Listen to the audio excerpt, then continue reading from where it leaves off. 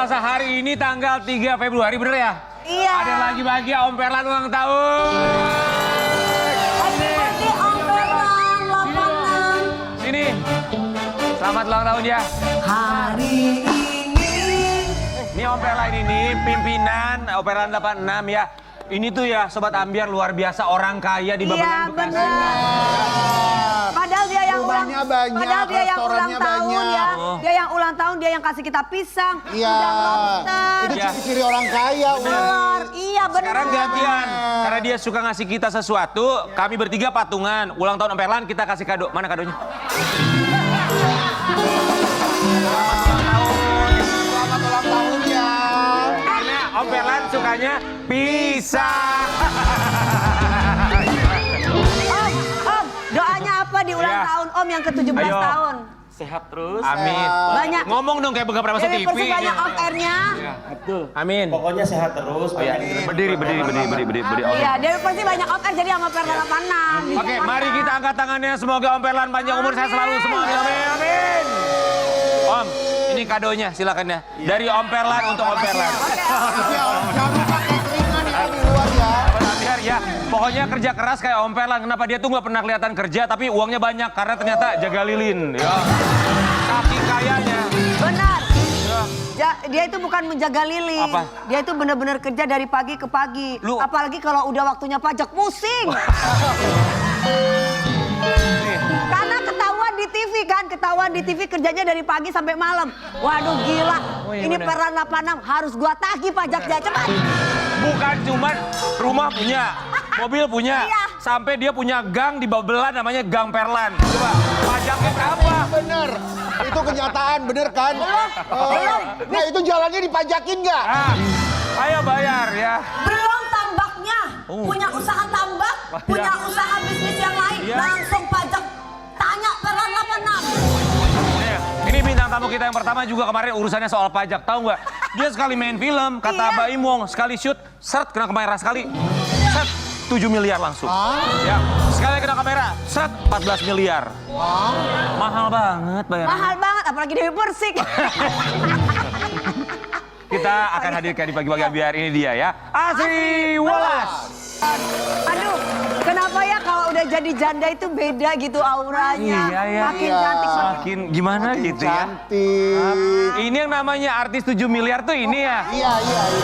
Begitu dengan 14. Oh, 14 miliar ya. amin Iya. ya Allah. 7 miliar sekali main Ya kan? film, guys. Kalau ngomong kan doa ya, amin amin. Amin. Sampai Itu langit ketujuh kebuka langsung bener nggak?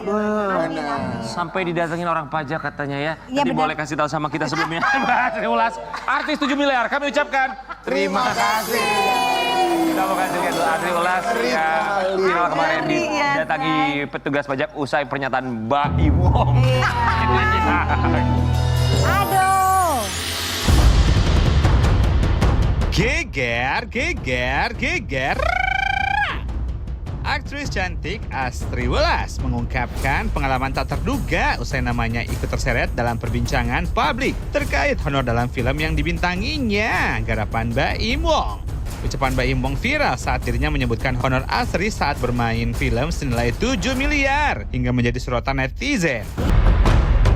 Tak hanya itu, rupanya ucapan Mbak Imong tersebut viral dan berdampak langsung untuk Asri Walas. Dirinya sampai ditelepon langsung oleh petugas pajak. Aduh, bener nggak sih Mbak Asri? Terus bener nggak sih katanya sampai didatengin ke rumah? Ceritain hanya di pagi-pagi ambiar, geger.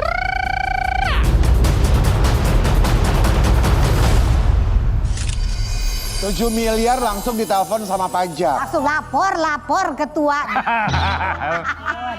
Tapi Kondisi lagi gacot, kondisi lagi banyak job ketua. Gimana itu ceritanya Mbak ini Asri? enggak nih yang ada program siang malam. Enggak, tapi memang datangnya ke butik aku. Datang ke butik. Ada dua tuh, aku ketemu. Selamat pagi Bapak. Iya. Ingat ya sama Asri gitu. Datang tuh. Iya datang. Oh. Terus gini, dibawa suratnya gitu. Iya, ada ya Pak suratnya? Iya. Coba Pak dicek nanti saya cek dulu gimananya gitu. Jadi ada yang memang aku belum bayarkan karena sesuatu hal.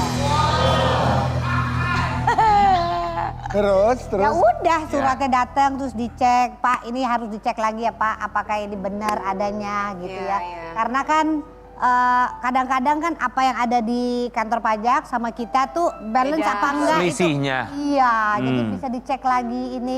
Kurangnya berapa sih emang Nggak selisihnya? usah diomongin ya. Terus ya Mbak Asri kan, Mbak Asri punya perusahaan, Mbak Asri punya ini kan gitu kan memang sebagai warga negara yang baik bener nggak? Iya. Makanya kalau punya brand apa ini gimana ya kan diceritain Lapor. ya. Oke. Makanya Papa Kak Karen harta-harta itu harus dilaporin. Ih, gue mah gue laporin semuanya. Iya. Gimana mau dilaporin orang dibawa lari orang? Gue mah laporin, makanya gue pelit. Sebentar, tapi 7 miliar benar sekali main film itu emang benar 7 miliar. Amin langit ketujuh kebuka. Wih, tapi kamu juga kan kalau main film bayarnya mahal, kamu bayaran mahal didatengin petugas pajak juga nggak? Kalau Dewi Gue- berapa 13 miliar bukan gue ya? yang didatangi petugas pajak. Siapa? Emak gua di Jember. Kok mami ini? Nggak tahu, padahal mami aku nggak kerja loh, Pak. Kok bisa mami ini yang datengin? Nggak tahu. Tapi itu kejadian beneran. Iya, kejadian beneran. Terus mami ini bilang apa? Ya kan Pak, saya dapat duitnya dari anak saya tiap bulan dikasih. Kok saya disuruh pajak gitu, mami aku. Iya. Bilang, Ma, nanti kalau suruh bayar pajak suruh telepon Dewi Persik gitu. Telepon. Telepon, nah ini ditatengin lagi.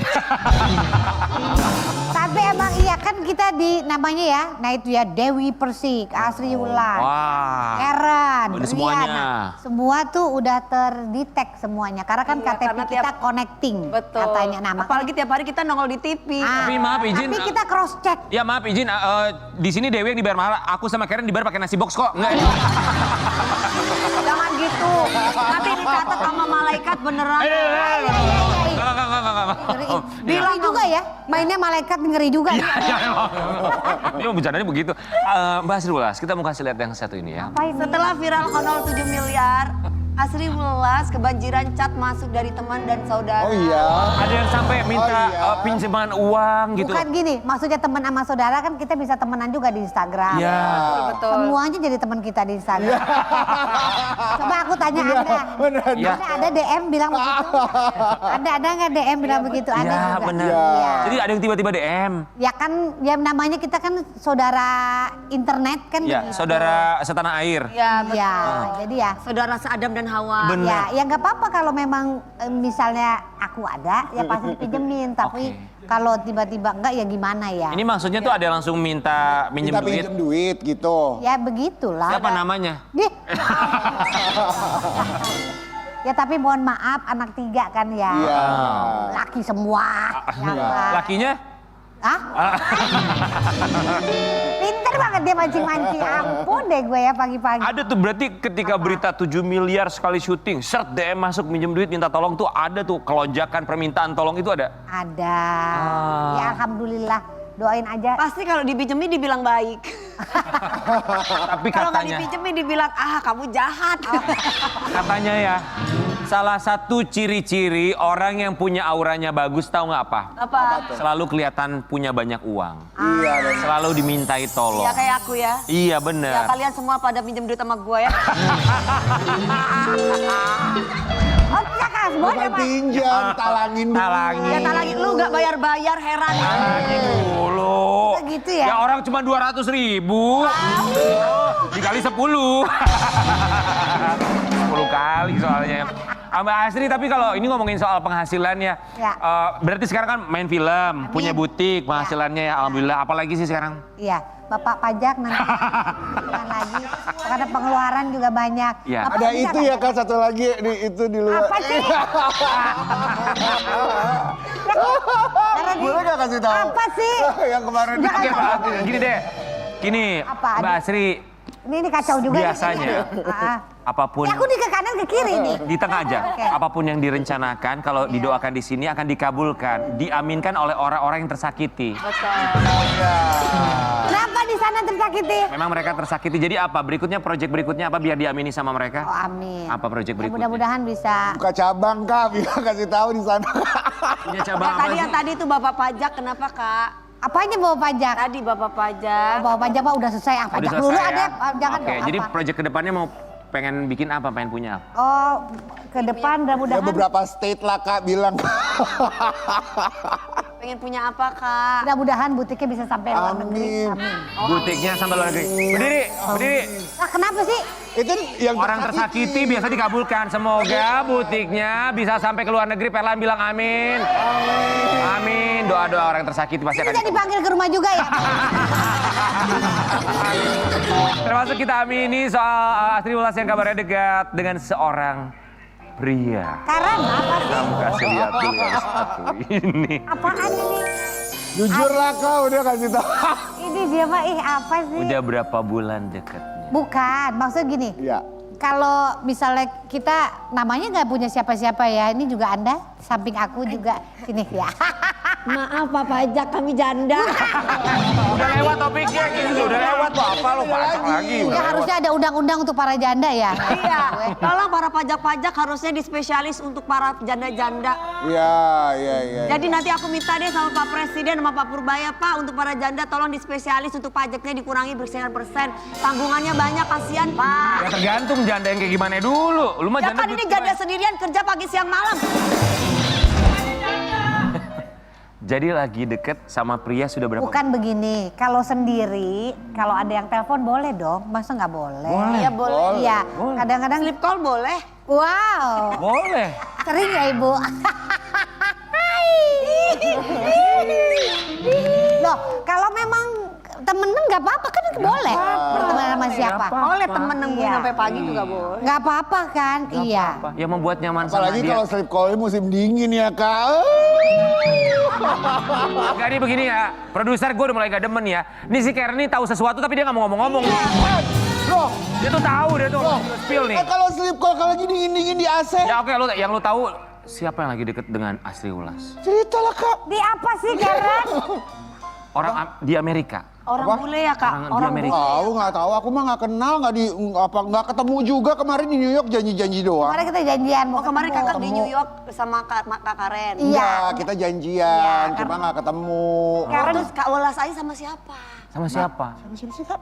Sama anakku, sama Oh, sama Ibam. Tuh. Berdua aja. Iya katanya. Berarti tapi sekarang memang dalam proses membuka hati untuk, ya kan? Gue yakin dia tahu nih sebenarnya. Ketawanya ini. Dia nggak mau bilang nih. Oh, nih, Mbak Astri Ulas. Apa? Berarti sekarang Udah gatal nih mulut dia. Sobat Ambir dia tuh tahu, tapi emang dia tuh diem. Ntar baru ngomong pas iklan, nyebelin kan? Ayolah, Kak. Apanya? Mana? Bukan, maksudnya gini, ada siapa, kita kan belum tahu. Iya. Belum tahu, maksudnya yang telepon kan boleh kan siapa aja? Boleh. Bener nggak? Iya. Ya berarti temenan sama siapa aja kalau cowok-cowok? Enggak. Gak banyak dia mah, Nggak banyak. gak banyak. Kenapa? Enggak ada, Kak. Enggak ada. Cuma Ada. Gak enak kalau disebut, saya takut. Nggak percaya. Ya tapi kan kita temenan aja dulu kan, kalau Ya. untuk ke jenjang lebih. enggak, Kak. Aku enggak mau temenan, aku mau dinikahi. Ngomongnya jangan ke situ ngomongnya. Ngomongnya ke kamera tuh orangnya nonton. Sayang, aku nikahi dong. Mbak Astri tapi anak-anak udah kenal. Tapi kalau gitu, kalau kata DP bilang aku belum berani. Kenapa? Maksudnya kalau menuju langsung set gitu, aku nggak. Ya bertahap tuh, Kak. Aku kan udah hampir 2 tahun. Buka juga. Kenapa belum beraninya? Kenapa Astri Ulas untuk jauh lebih serius lagi? Karena di belakangku nih cowok-cowok, maksudnya ada 3 bagasi. Oh. Ya. Bukan yang antri, ada 3 bagasi anak-anakku. Ah. Ini oke nggak? Sayang nggak? Jangan sayang sama kitanya aja. Pernah coba kenalin? Sama? Sama ya itu 3 pasangan. anak, 3 cowok-cowok ini, 3 jagoan. ini. Jelas. Pernah? Iya. Apa kata Responnya apa? tanggapan Kata yang paling gede deh. Yang paling gede. Iya. Yang paling gede sampai sekarang. Udah ABG soalnya 17 tahun Iya, kan? betul. Pokoknya apa yang mami suka nggak apa-apa asalkan sayang juga sama kami gitu. Kelihatannya sayang nggak? Kelihatannya nyambung. Nyambung. Nyambung. Sering ketemu berarti Enggak dong. sama anak-anak. Oh karena jauh lokasinya ya?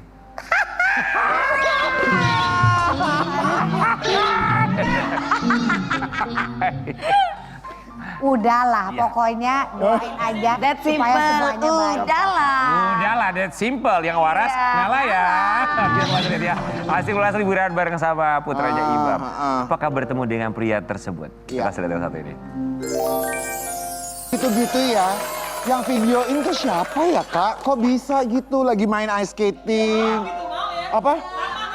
Siapa ya? Ini, Kan licin. Licin, benar. Licin. Siapa yang videoin itu? yang videoin. juga. Jadi aku di sana ketemu sama teman-teman dari itu apa? Setelah New York apa? Oh, apa?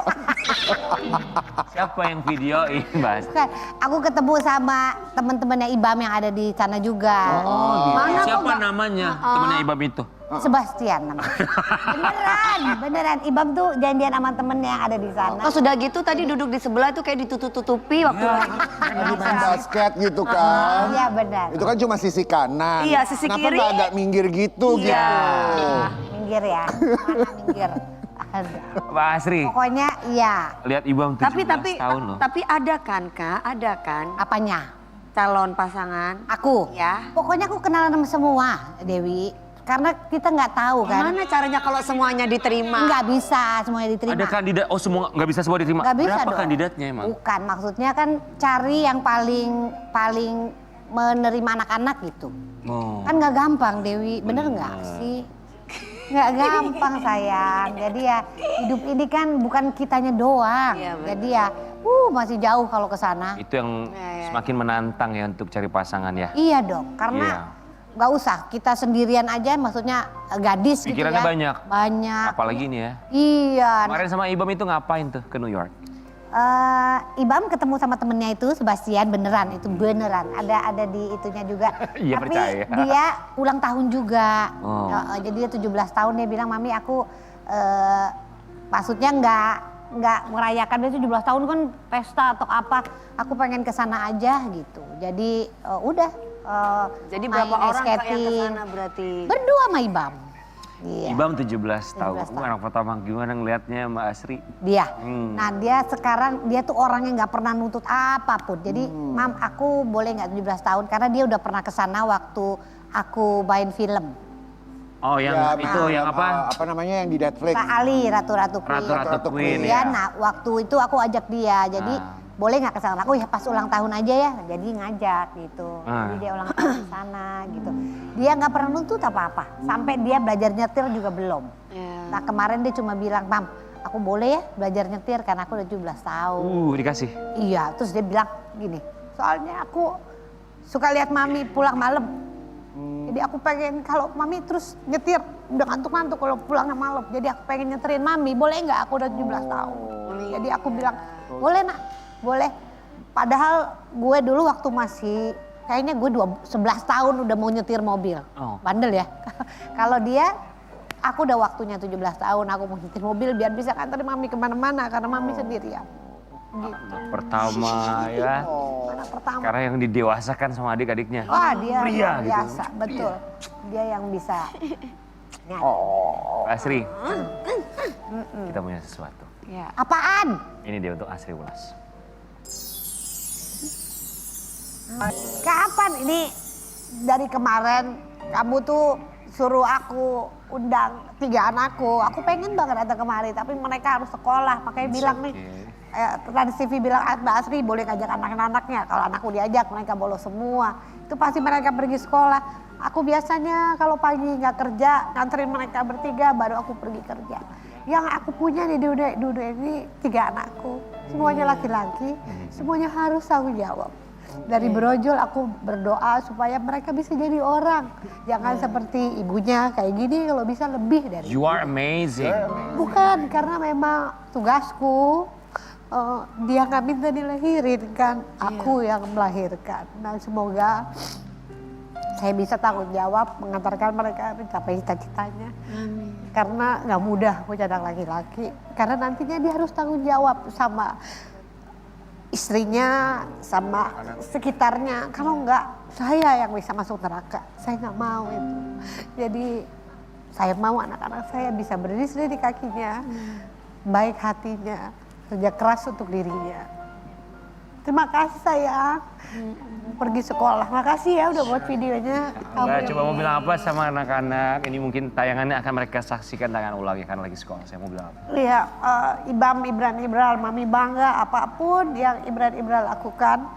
Mami pokoknya support semua cita-cita Ibran Ibral. Mudah-mudahan Mami bisa kerja keras sekuat tenaga untuk sekolah kamu nak setinggi-tingginya.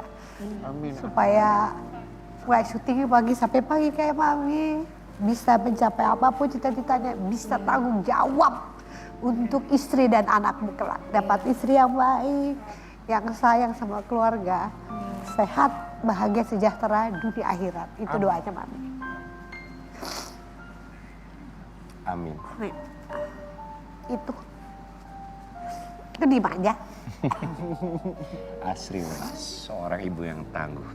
Juga mengajarkan berbagai nilai positif dalam kehidupan, termasuk untuk putra keduanya. Mengajarkan berbagi untuk teman-teman. Amin. Kita makasih datang satu ini. Ini Wow, 2025 kacamata yang dibagikan. bagikan betul. Kacamatanya tuh, Kudi banyak banget pertanyaan. Boleh nggak untuk apa bapak-bapak atau ibu-ibu lansia gitu nggak bisa. Jadi ini untuk anak-anak yang lahir dengan katarak. Memang untuk anak-anak yang prasejahtera, artinya ibu bapaknya kurang mampu atau punya. Sekarang tuh ada punya surat prasejahtera. Itu, nah kemudian dimanapun boleh. Jadi boleh nanti DM Asri. Mudah-mudahan saya bisa balas dengan cepat. Maaf kalau belum dibalas karena banyak sekali DM-nya. Tapi kacamatanya boleh kebanyakan plus. Karena dia tebel banget. Nah itu nilainya 10 juta atau 15 juta satu kacamata. Oh. Punya berapa sekarang? Ada berapa? 2000. 2025 kacamata. Nah kita baru belum sampai 500 loh. Jadi masih banyak banget gitu. Jadi kalaupun ada di luar daerah nanti kita akan ke sana karena dari Optik Zeiss dari Jerman bantu juga optik tunggal. Jadi untuk nyamperin anaknya dicek, diperiksa nanti akan dikasihkan. Pasti terima kasih banyak sudah berbagi bersama kita. Amin. Karena dengan aku berbagi, Ibran kesehatan makin baik, makin pintar sekolahnya. Karena Ibran ada sedikit light perkembangannya agak mundur 2 tahun. Tapi so far semuanya jalan baik, terus meningkat. But he has light inside his heart because of you. Yang mengajarkan bukan hanya melihat dengan kedua bola mata, tapi dengan mata hati. Amin. Kita akan kembali saat lagi pagi-pagi hari. Pagi-pagi ambiar, nonton ambiar.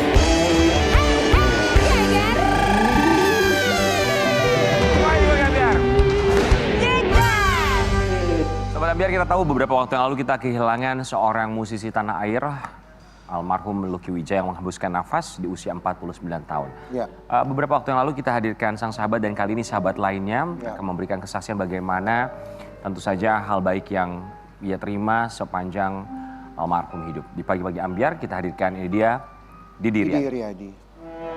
Sehat ya? Alhamdulillah. Baru pulang umroh nih. Wih, mudah-mudahan. Lagi masih struggling sama jet lag. Oh masih? Oke. Sebenarnya lagi agak kurang fit, cuman ya banyak hal yang mesti diselesaikan setelah Lucky nggak ada. Jadi ya begitulah, masih terus kerja keras. Kami turut berbelasungkawa, kami selalu mendoakan semoga almarhum husnul khotimah dan terima kasih banyak sudah menyempatkan waktu pada hari ini. Alhamdulillah, terima kasih. Kasih lihat terlebih dahulu untuk Sobat Ambiar, ini dia kepergian dari almarhum Lucky Wijaya yang tentu saja memberikan dalam pasti dan juga banyak kenangan dari almarhum untuk Didi Riyadi. Ini dia. Silakan.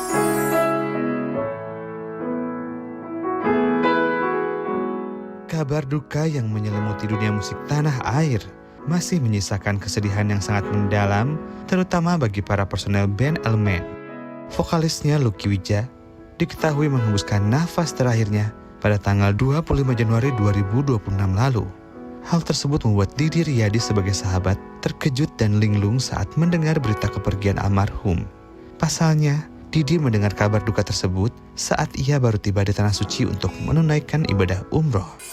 Saat itu sedang melaksanakan ibadah umroh ya, atau Ya, kabarnya? udah Jadi begitu nyampe di Madinah malam dari train station ke hotel, dalam perjalanan itu malam pertama nyampe itu saya di jalan itu baru dapat kabar kalau Lucky udah nggak ada. Dan ya, jujur bingung ya, bingung kayak ini apa ya, ini gimana ya gitu loh. Berusaha untuk bisa meregulasi emosi gitu kan, dan kedukaan gitu, kesedihan gitu. Karena, waduh, pas lagi berjarak lagi nih, gitu. Saya nggak ada di situ gitu loh. Saya nggak bisa lihat. Gitu. Jadi saya bilang, ya Tuhan, saya harus apa ini, gitu loh. Hal yang paling penting akhirnya yang bisa saya lakukan selama di sana ya mendoakan, sholat jenazah, dan saya mewakafkan Al-Quran di Masjid Nabawi yang saya atasnamakan almarhum. Dapat kabar pertama kali dari siapa? Jadi saya punya 2 handphone. Handphone yang biasa saya pakai memang mati, dimatiin. Saya matiin, memang nggak aktif karena Salah kali ya Mas. ya ini saya mau fokus ibadah nih. Jadi ya kerjaan atau hal-hal yang kayak begini itu duniawi lah, nanti dulu lah gitu loh. Saya betul-betul mau fokus ibadah. Handphone saya yang aktif itu cuma 1. Dan itu bukan handphone yang memang biasa yang umum gitu ya, yang general gitu. Nggak semua orang tahu. Nggak semua orang tahu gitu. Nah, dapat kabarnya itu di situ gitu loh, dan dapat kabarnya dari Arya. Arya ini siapa? Tuh, gitaris. Oke. Gitaris saya. Di Lucky udah nggak ada. Udah sesingkat itu aja. Dan ternyata semua anak-anak pun juga mendapatkan berita yang sama. Hanya itu. Jadi informasi sebelumnya kita nggak tahu. Masuk IGD-nya, anfalnya mungkin. Terlalu mendadak ya. Nggak bener-bener nggak tahu. Kita pokoknya semua itu taunya udah nggak ada aja. Udah gitu. Beberapa waktu yang lalu Mas Ferdi Tahir pun datang ke sini sebagai bintang tamu dan beliau pun menceritakan bahwa semuanya begitu mendadak. Ya. Pun juga masuk rumah sakit tiba-tiba. Ya. Tapi kan kalau sakitnya memang sudah cukup lama ya. Sakitnya udah cukup lama. Almarhum tidak pernah menceritakan secara detail dan terbuka tentang apa yang sedang diderita. Tapi seperti yang dari kemarin teman-teman media tanya, saya sampaikan, akhirnya seiring berjalannya waktu perubahan fisik memang tidak bisa bohong ya. Semakin menyusut. Dari situ mulai cerita pelan-pelan gitu, sedikit-sedikit gitu. Ceritanya pun juga bukan ceritanya biasa aja. Terlihat bahwa almarhum tidak mau bikin teman-temannya sedih, nggak mau bikin kepikiran teman-temannya, khawatir apa segala macam. Tapi setelah itu di belakang gitu ya, saya kan kalau tur pasti sekamar sama Ferdi ya. Kita suka ngobrol, Di, Lucky ini parah juga ya. Iya, gue juga kaget. Ternyata separah ini gitu. Dan di momen itu ya kita berpikir, maksudnya aduh mesti gimana ya, kita mesti ngapain gitu loh. Dia selalu tampil maksimal gitu ya. Dan gak mau bersembunyi di balik alasan bahwa dia lagi sakit dan lain-lain. Itu yang membuat kita juga jadi semangat. Is it okay gitu. Kayaknya oke. Walaupun kondisi fisiknya tuh naik turun gitu loh. Naik turun gitu. Puncaknya itu tahun baru, Elemen Show tahun baru kemarin ya. Puncaknya. Feeling saya udah nggak enak sebenarnya. Karena kondisinya terus menurun. Jalan ke gate, itu tiba-tiba di tengah jalan habis napas dia. Habis napas, membungkuk dia. Membungkuk habis napas. Itu terjadi di depan mata saya. Shock gitu, kaget. Saya nggak pernah merasa setakut itu. Nggak pernah merasa setakut itu. Dia pegang bahu Ferdi. jalannya jangan cepet-cepet, tungguin gue. Oh ya, iya it's okay, ya kita tunggu, ayo kita jalan ke gate, mengikuti ritme dia jalan gitu ya. Dan selama penerbangan, satu row duduknya sama saya, dia di pojok dekat jendela gitu ya.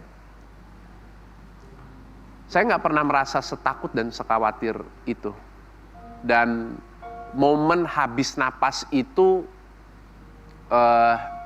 beberapa kali saya tangkap gitu loh dengan mata saya, yang saya dalam hati itu ini sangat mengkhawatirkan gitu loh. Feeling saya betul-betul nggak enak gitu loh. Walaupun pada saat show semua oke, kita masih ngakalin repertoar. Supaya yang dia nyanyi itu agak di part yang dia banyak nyanyi itu agak di belakang biar ada powernya. Kalau di depan tipis powernya nggak. Adit, Arya, Ibang itu bantu backing. Karena kalau almarhum sendiri tipis suaranya. Didi tadi bilang bahwa gue udah ada feeling. Ya. Menepis segala macam feeling untuk itu kan juga nggak mudah ya. Tapi melihat kondisi yang dilihat secara langsung juga. Ya. Makanya saya posting di Instagram tuh ada kata-kata saya bilang, ya memang tidak mudah menerima kenyataan yang ada gitu ya. Fakta bahwa saya harus kehilangan lagi figur yang menjadi pilar utama adanya elemen. Karena yang pertama almarhum Roni, yang kedua sekarang almarhum Lucky gitu. Nggak pernah ada, walaupun kondisi almarhum sakit dan lain-lain, saya nggak pernah ada kepikir yang dia passed away nih apa. Enggak, sama sekali enggak. Tapi tahun baru kemarin itu saya jujur ada feeling memang kurang enak. Dan ketika takziah ke keluarga, saya ngobrol, diskusi, kakak perempuannya Mbak Ria cerita panjang lebar gitu. Yang dia utarakan itu dia justru merasa kecolongan. Kecolongannya, almarhum pernah ada di kondisi yang lebih buruk dari ini. Wow, nggak ada yang tahu. Nggak ada yang tahu ya, pihak keluarga pasti tahu gitu. Ya, selain keluarga ya. Ya. Napas abis, bicaranya udah pelok gitu ya, dan pokoknya jauh lebih buruk dari ini dan bahkan sempat koma. Dan ini saya kutip bahasanya kakaknya ya. Iya. Tapi lo hidup gitu. Ini kalau lihat runut kejadian yang ini tuh nggak seburuk yang waktu itu. Gitu. Tapi lo lewat. Dan ini Didi sama teman-teman tuh baru tahu lewat pengakuan kakaknya almarhum. Baru tahu bahwa pernah melewati kondisi yang jauh lebih buruk. Di tahlilan kemarin terakhir yang ke-7, kita anak-anak elemen itu pulang paling terakhir, pulang paling malam karena kita duduk bareng semua dengan kakak-kakaknya almarhum. Diceritakanlah kronologisnya. Dan ya itu yang saya kaget gitu ya. Bahwa semua yang diceritakan Mbak Ria, kakak dari almarhum itu, saya juga kaget gitu loh. Karena nggak tahu.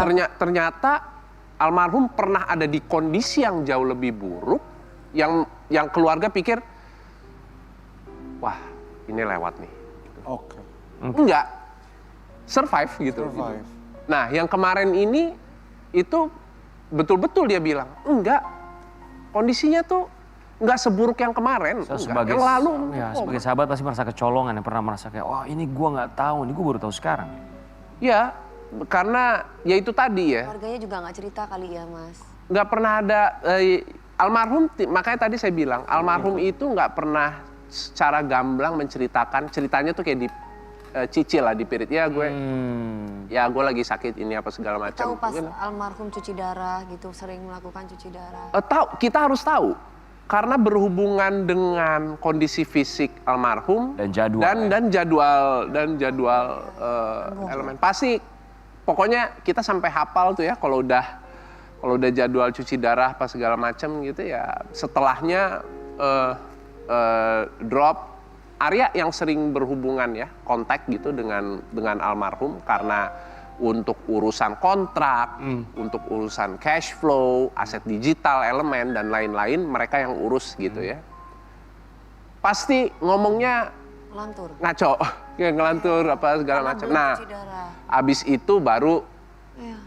tunggu beberapa saat baru oke lagi baru bisa Sudah mulai stabil bisa stabil lagi gitu. Baik, Sobat Ambiar, tadi Didi juga sempat cerita bahwa sempat takziah juga pun kita mau kasih lihat ini setelah pulang umroh Didi Riyadi juga langsung datang ke makam almarhum. Ini setelah berapa hari Mas Didi datang ke kuburan almarhum? Saya landing itu hari Kamis pagi. Saya cuman ya ada proses nunggu barang segala macem lama kan pulang sehari sebelum kepulangan saya udah kontak Arya gitu. Begitu saya sampai saya mau langsung nyekar ke makam.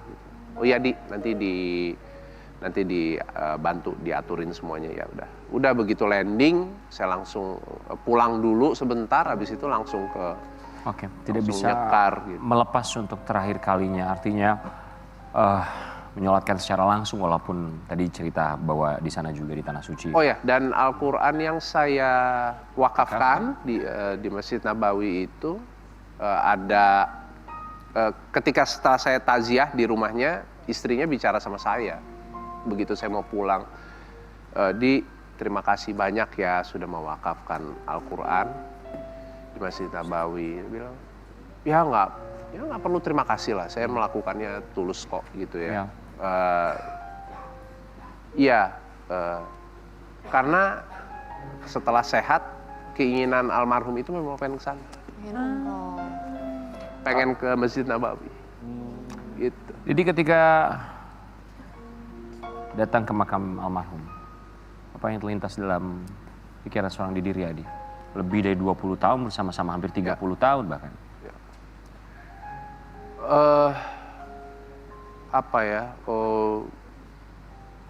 Rasanya masih campur aduk gitu ya.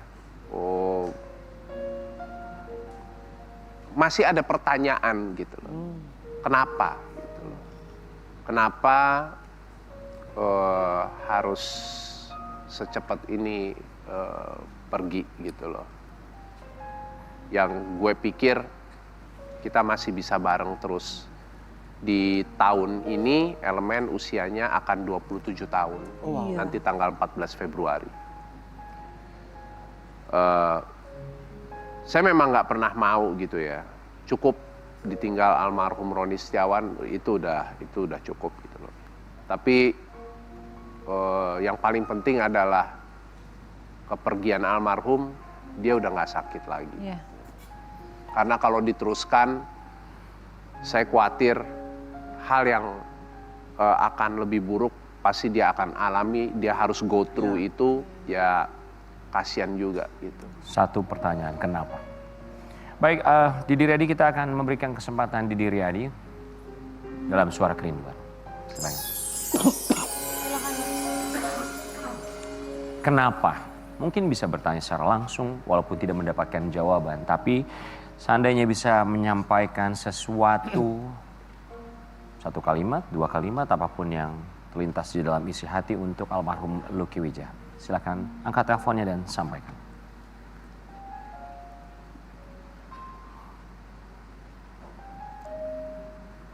Ki, yang penting lo udah gak sakit lagi, hidup lo pasti akan jauh lebih baik di sana. Titip salam untuk almarhum Roni Setiawan. Insya Allah elemen akan gue jaga terus mungkin ini adalah jalan dari lo untuk gue mulai lebih banyak lagi kerja keras dan fokus untuk ngurusin elemen sampai dengan selesai. Dan insya Allah kita akan ketemu lagi. Amin, amin, amin. Didi Riyadi. Pagi-pagi ambiar, nonton ambiar.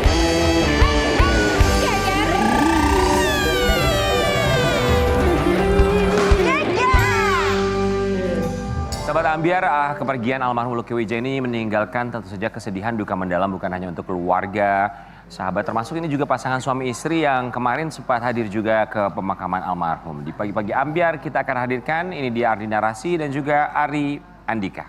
Yang sehat? Sehat. Ardi Narasi, silakan. Hai, apa kabar? Ini pasangan suami istri yang kalau kita bilang sih saling support satu sama lain. Boleh silakan maju Ardi Narasi, Ari Andika. Kemarin datang ke pemakaman almarhum. Niatnya kan ya namanya juga merasa sebagai keluarga ya nggak sih? Gimana pun pernah mengenal. Kemudian datang dengan niat baik. Tapi akhirnya ya namanya netizen. Ada yang komentar yang baik, komentar yang penting atau yang penting komentar. Nanti kita akan lihat seperti apa. Tapi sebelumnya kami ucapkan terima kasih banyak sudah hadir. Kita mau kasih lihat ini dia Ardi Narasi dan juga Ari Andika jadi sorotan ketika hadir di pemakaman almarhum Lucky Wijaya. Silakan. Kepergian almarhum Lucky Elman untuk selama-lamanya memang meninggalkan kesedihan mendalam bagi orang terdekat. Salah satunya adalah Ardi Narasti. Pernah menjalin hubungan 4 tahun lamanya sebelum masing-masing berkeluarga. Ardina merasa terpukul setelah mendengar kabar kepergian almarhum Lucky. Ia dan sang suami Ari Andika langsung ikut mengantarkan almarhum Lucky ke peristirahatan terakhirnya. Dalam sebuah video, terlihat Ardina Rasti dengan pilunya menangis di pelukan istri Lucky Elman yaitu Alaima Syahruna. Hal ini mendatangkan pro dan kontra dari netizen. Lantas seperti apa cerita selengkapnya? Saksikan hanya di Pagi-Pagi Ambiar. Buat kami di sini tuh sebenarnya ini hal yang biasa gitu, ya kan? Maksudnya memang kamu pernah punya hubungan, ya tapi ya sudah pada akhirnya kan silaturahmi berjalan dengan baik, kenal juga sama istri dari almarhum, terlihat bahwa tidak ada yang salah. Tapi komentar netizen kayak begitu tuh kamu lihatnya gimana tuh? Yang sebenarnya kalau aku pribadi sebenarnya cukup gitu, udah bisa ketemu keluarga, datang semuanya silaturahmi lagi, terus bisa datang ke pemakamannya udah cukup gitu. Terus akhirnya pas di sana Ari ketemu sama orang-orang di masa lalu aku, kayak manajer aku dulu bersama Lucky, terus orang-orang manajemen dan lain-lain yang akhirnya kenalan. Dan pas Ari lihat postingan mereka gitu, Ari bilang, kamu kalau mau posting nggak apa-apa loh katanya. Kamu gimana pun aku nggak lihat, maksudnya Ari bilang aku tuh nggak melihat dia sebagai mantan, tapi kamu dari cerita kamu dia udah kayak kakak adik gitu. Dan mungkin yang netizen nggak tahu, setelah aku udah berakhir hubungannya, itu kan hampir 6 tahun dulu. Hubungan dengan keluarga tuh masih baik. Waktu aku sama Ari nikah tuh ibundanya, kakaknya datang. Waktu anakku lahiran, anakku tedaksitan 7 bulanan tuh ibundanya Lucky datang, kakaknya datang. Dan menyenangkan kan hubungan yang seperti itu, sudah seperti keluarga jadinya kan? Karena waktu itu juga selama kita berhubungan, karena jarak umurnya beda hampir 11 tahun, akhirnya kita mengakhirinya dengan baik karena berasa kayak kakak adik gitu. Berasa kayak Ari Andika, tadi ada kalimat dari istri kamu bilang, kamu kalau mau posting nggak apa-apa loh. Kenapa sampai bisa mengeluarkan kalimat itu? Apakah kamu melihat bahwa sebenarnya istri kamu tuh pengen posting tapi dia masih menjaga perasaan kamu saat itu sampai akhirnya kamu mengeluarkan kalimat itu? Sebelumnya memang kan begitu dapat kabar kan malam ya. Malam kan dia kan lagi syuting, dia pas nyampe rumah aku ketemu, dia kayak dia cerita di jalan aku dengar kabar duka ini, aku nggak pengen nangis, begitu sampai rumah kok aku pengen nangis. Aku boleh nggak? Aku wajar nggak untuk nangis? Dia bilang gitu? Dan aku bilang nggak ada masalah. Dia pernah menjadi bagian dari kehidupan kamu yang dulu gitu, dan sekarang kan aku juga taunya bahwa Lucky itu adalah sosok yang baik, almarhum itu sosok yang baik dan sudah menjadi kakak dan menjadi jalan Rasti itu untuk meniti karir musiknya dia. Salah satunya itu, ya nggak ada masalah buat aku juga sih. Kenapa Rasti waktu itu? Apa yang kamu rasakan? Ya apa ya, waktu itu kan dikabarin aku lagi di lokasi syuting gitu.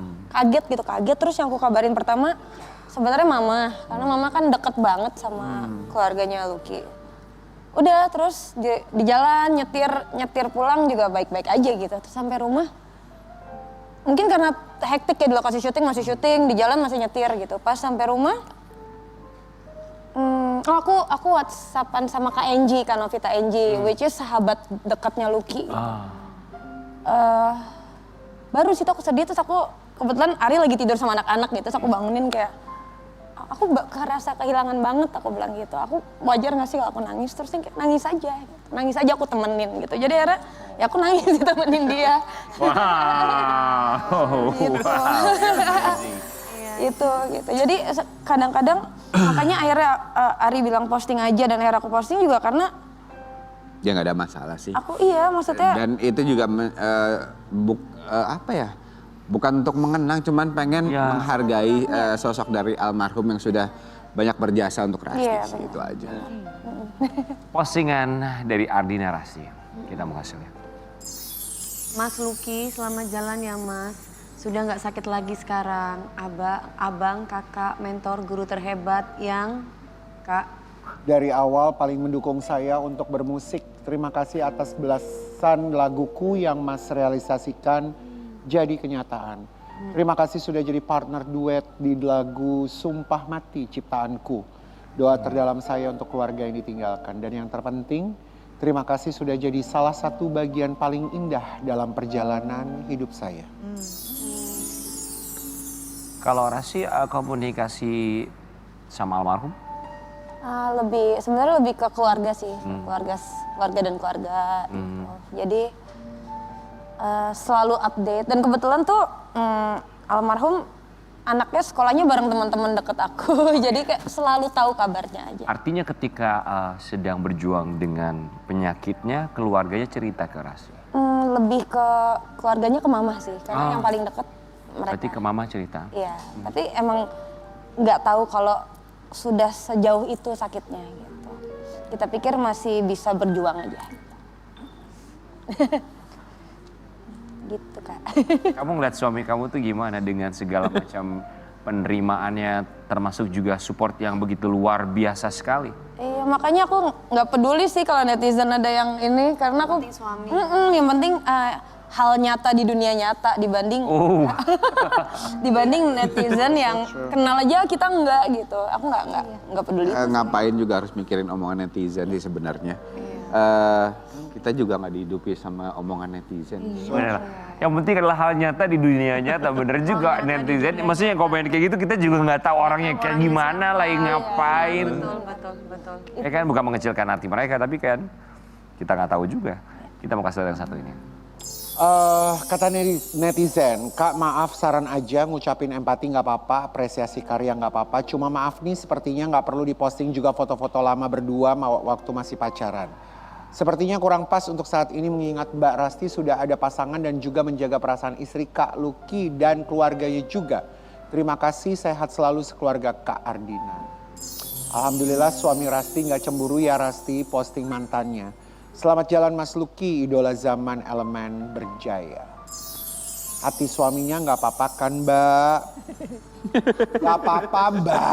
Udah dijawab sama suaminya, nggak apa-apa, bahkan suaminya yang memberikan lampu hijau. Nungguin. Ya, tapi ketika ketemu dengan istri almarhum, komunikasi apa, kalimat apa yang disampaikan? Nah ini cerita serunya nih, Mas.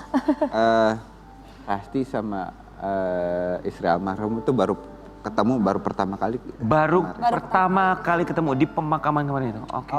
Dan ada satu kalimat yang membuat ya kenapa akhirnya dia bisa nangis kayak gitu. Apa kalimatnya?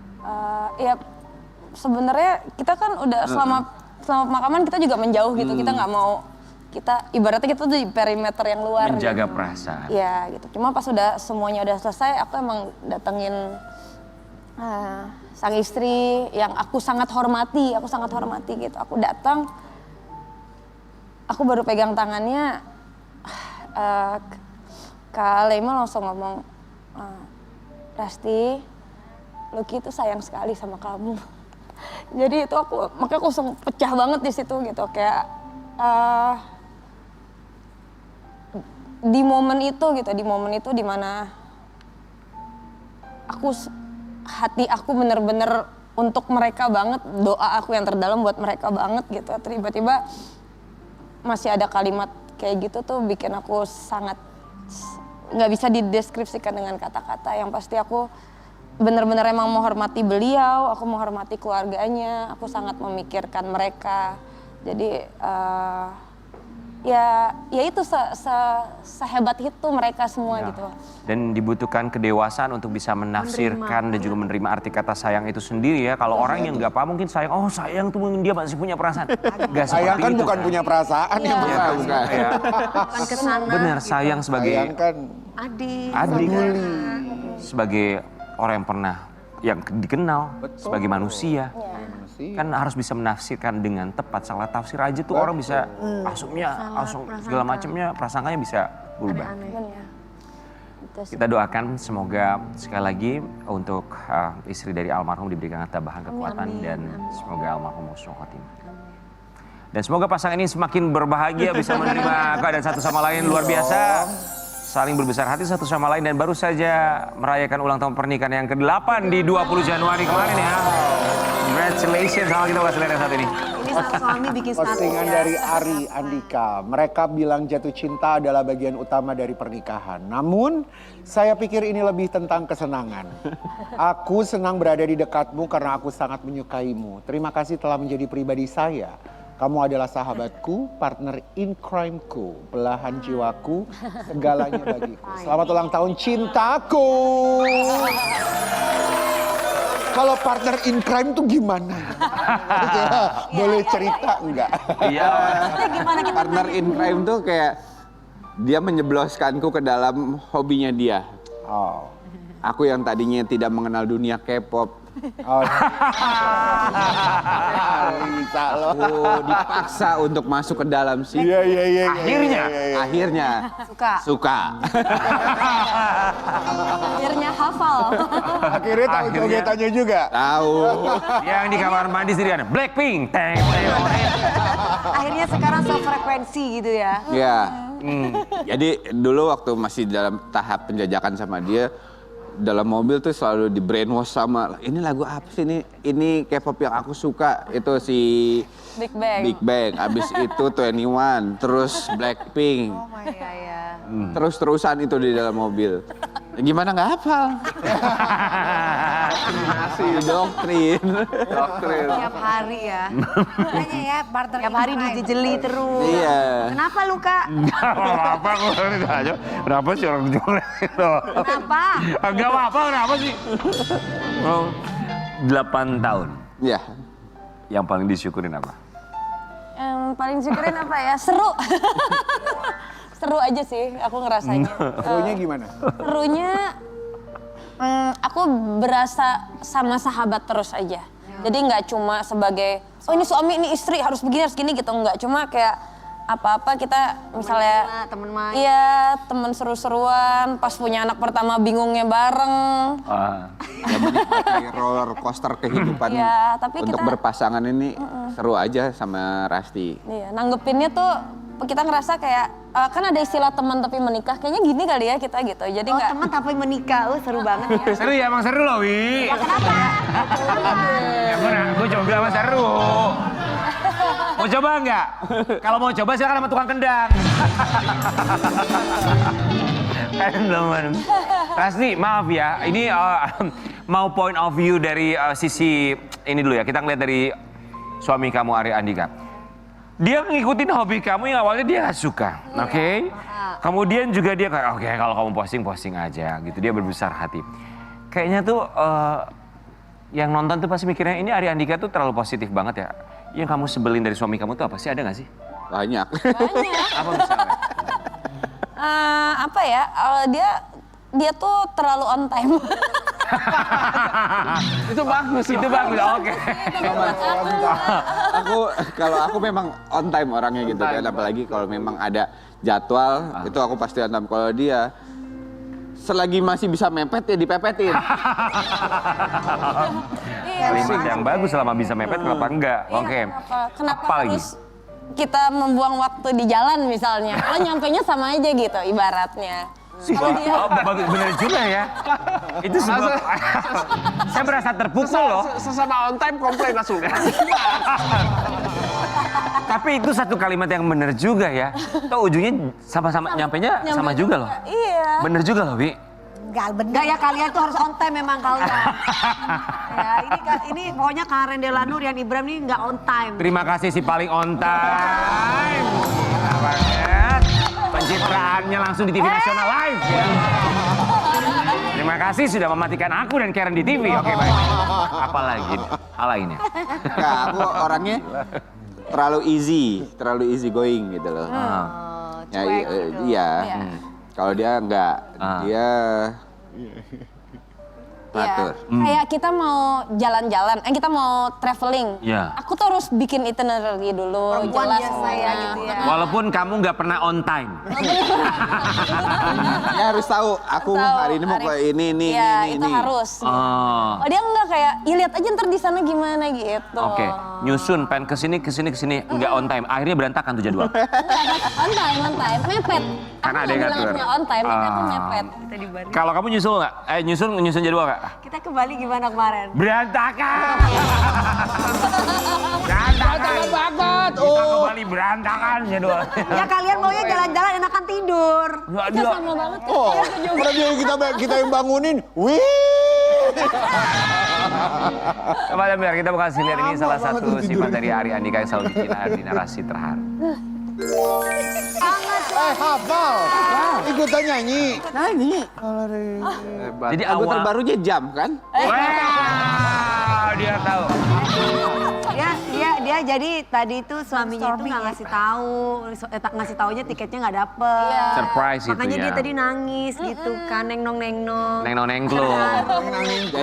Jadi aku membuat jadi kan ada memang dia suka sama YG Family. Jadi ada sebelumnya Blackpink itu dia suka namanya 21. Nah itu seniornya K-pop lah. Wih, sampai apa lo? Enak loh ya, dicintai tuh enak loh. Nah habis itu aku buat dari Iya, Kak YG Asri. Family. Itu tuh dari 21, Blackpink sampai Baby Monster datang semua. Datang. Cuma Sabar ya Kak Asri, sabar. Kita sabar. Ini aku pegangan sama cewek.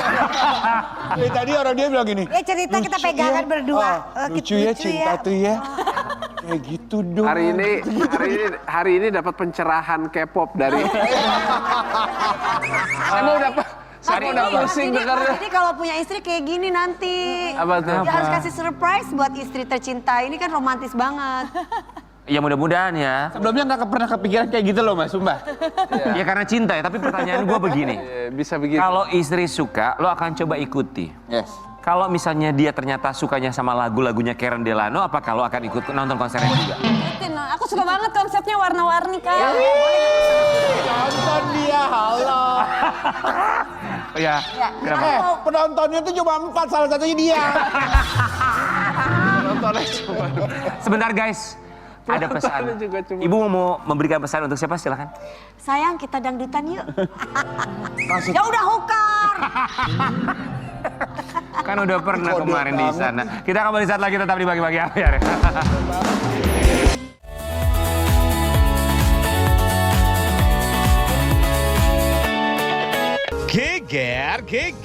Geger.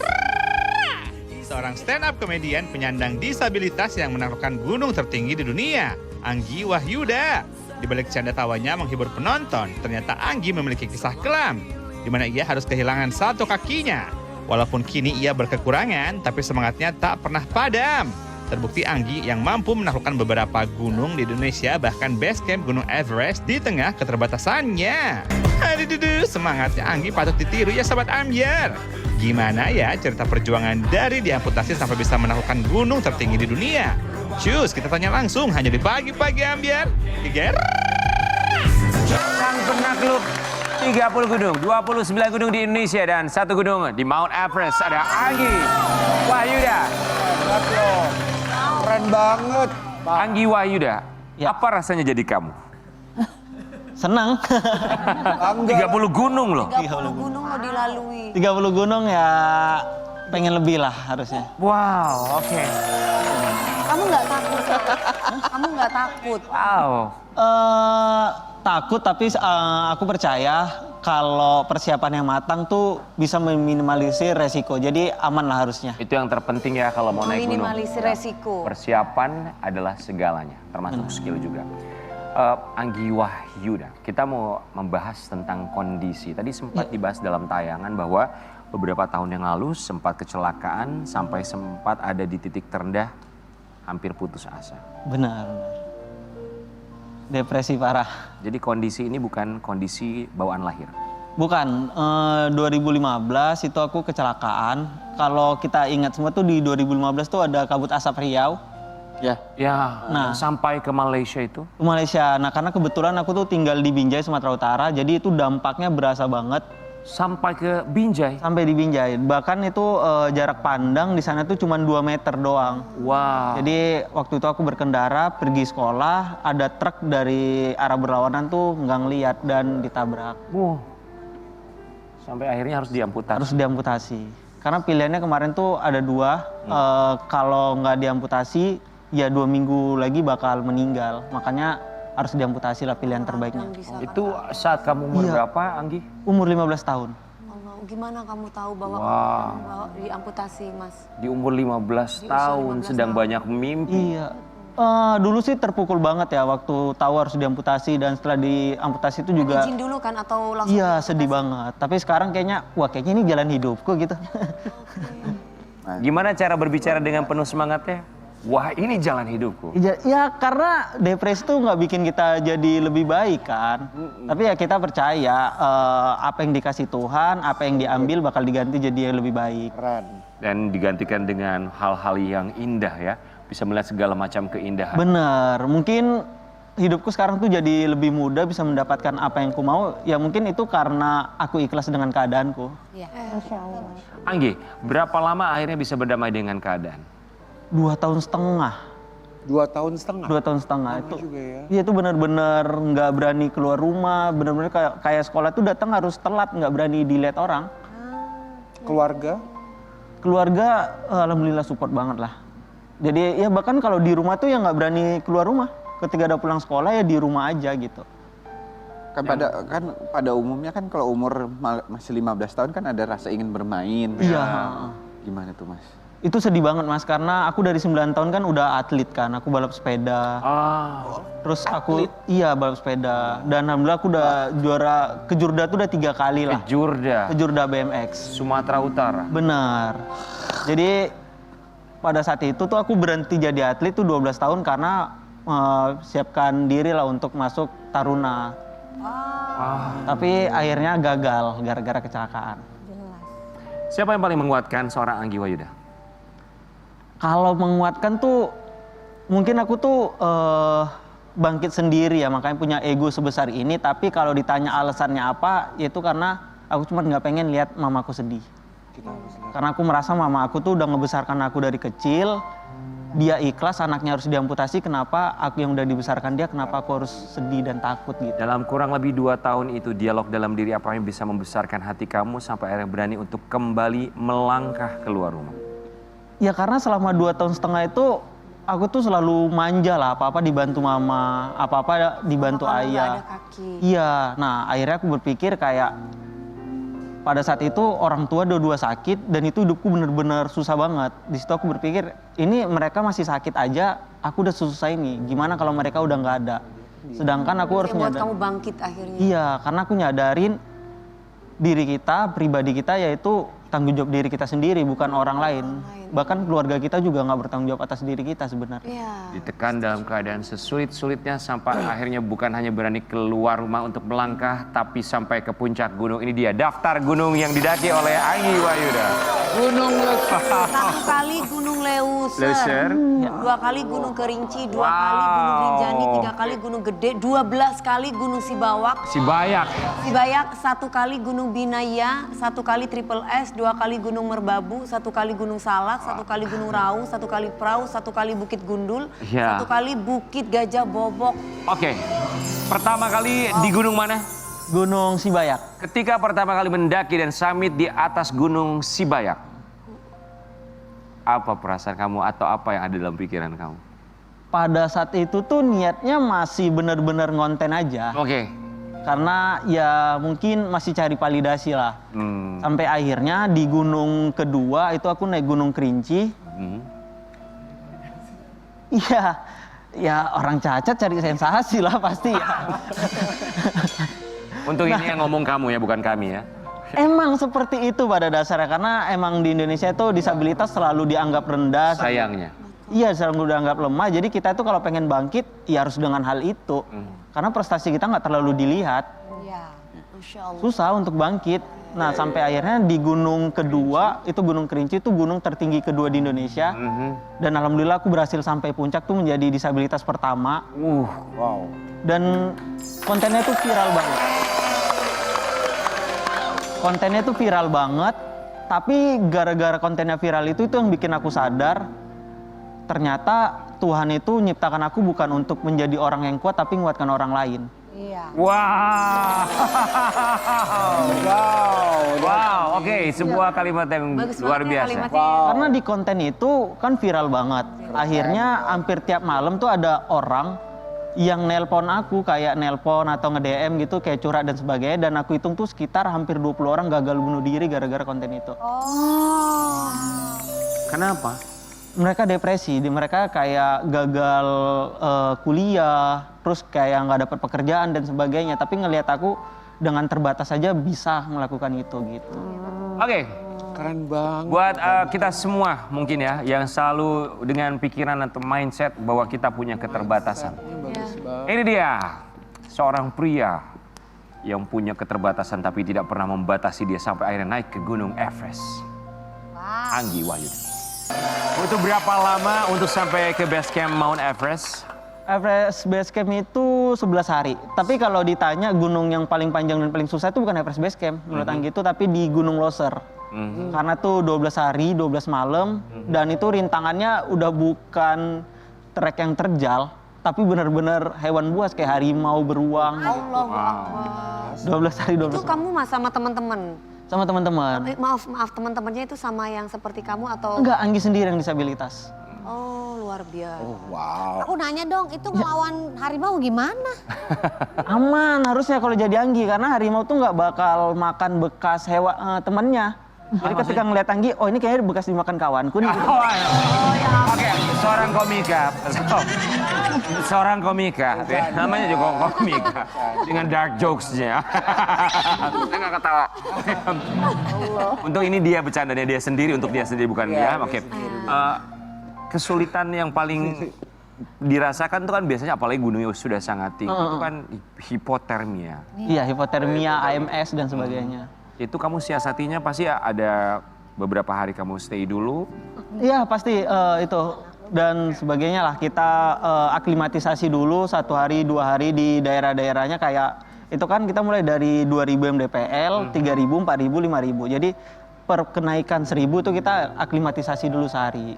Buat Gitu. Selalu. Adaptasi ya. Adaptasi dulu 1 hari. Anggi Wayuda, kemudian ada satu prestasi lainnya, perjuangannya juga akhirnya ditumpahkan dalam sebuah film dokumenter. Alhamdulillah. Kita mau kasih lihat prestasi lainnya. Abang baca bang, abang baca. Nggak tahu loh, layar kan di belakang. Setengah tubuhku hilang, tapi... Baca silakan. Tapi... Dari sono. Tapi gak ketutupan. Kembali tumbuh dalam semangat. Tidak ada yang hilang tanpa diganti dengan yang lebih baik. Terima kasih, 1 langkah lagi dan titik 9. yang sudah menghantarkan kisah saya ke Festival Film Indonesia. Bangga dan bahagia. Wah. Geleng-geleng. Itu filmnya udah kamu lihat? Filmnya. Udah tayang belum? Filmnya itu lagi kita festivalkan dan kemarin alhamdulillah Festival Film Indonesia di Piala Citra itu kita dapat film dokumenter pilihan juri terbaik. Wow. Selamat ya.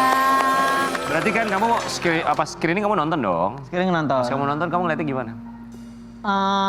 Pada saat itu tuh persembahan untuk orang tua Anggi ya. Kan Anggi aslinya kan merantau dari Binjai.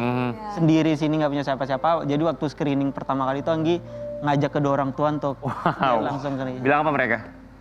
Dan ya alhamdulillah orang tua tuh kagum, seneng, dan ayah yang dulunya hubungan renggang tapi setelah Anggi curhatkan semua perasaan Anggi di film itu ya akhirnya kita baikan dan sekarang jauh lebih akrab lah. Oh, Masya Allah, alhamdulillah.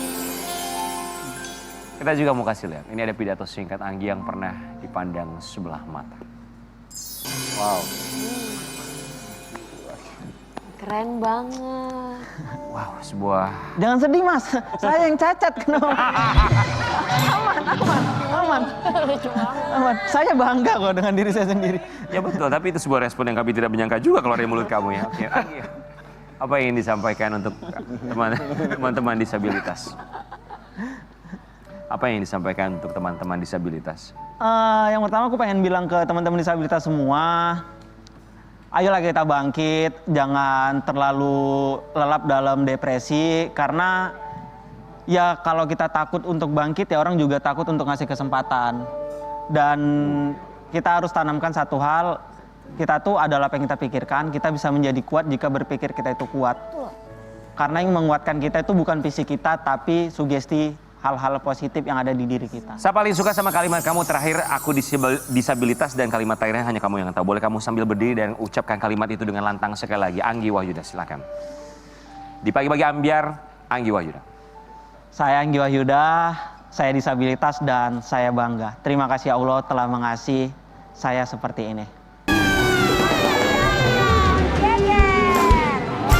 Terima kasih untuk bintang tamu Terima hari kasih ini. Kak Anggi Ya, Wahyuda. Kak Sri Mulas, Mas Didi, terima kasih. Anggi, terima kasih banyak. Ari, terima kasih banyak. Terima kasih banyak, kasih ya. Kita kembali lagi besok di pagi-pagi ambiar. Sampai jumpa.